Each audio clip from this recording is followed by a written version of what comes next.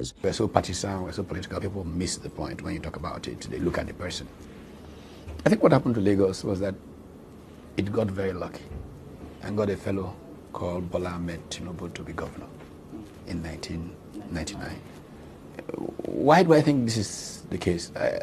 Again, in 1998, after he returned from exile, I ran into him at an event. In fact, he came to me. I didn't really know him. I knew of the name.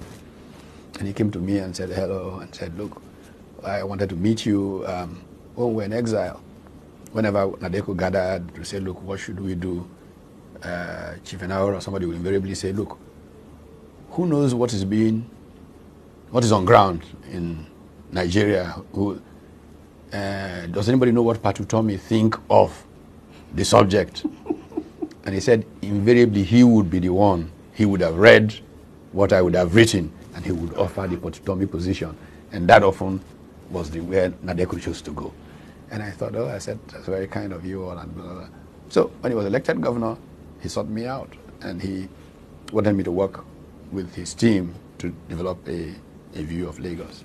So were you with the transition working group? Yes, I was chairman of one of those transition working groups. I actually was the one who made the presentation. Wow. At the Sheraton, when he give the I don't know what it was called. I made the statement for the group at the Sheraton. But after that, I was then invited to what was like a retreat of the team that he was going to work with in Ijebode, a Gateway Hotel in Ijebode.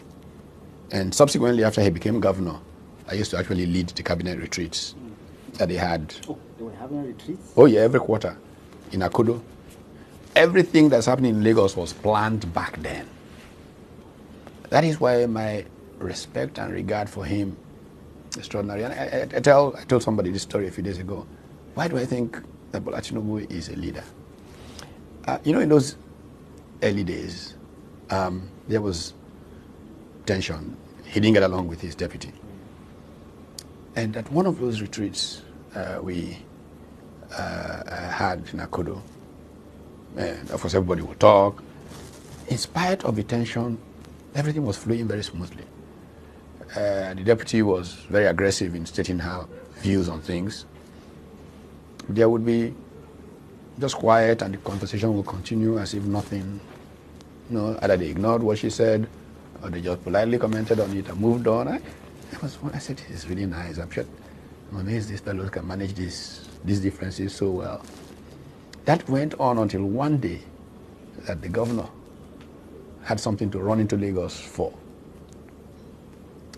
Not long after he left, these women in the cabinet, the criminals in Sanko, descended on this woman and tore her to pieces. At that moment, it struck me. It is the aura of this Bola Tinubu fellow that's keeping this place working. That was the day he won my respect. And it is all those plans that have played out. They had problems. They had difficult times. There were times when he got too political.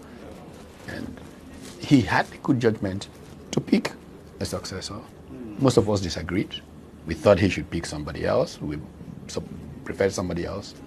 He explained his reason. A successor turned out to do a pretty decent job. And then again, next step.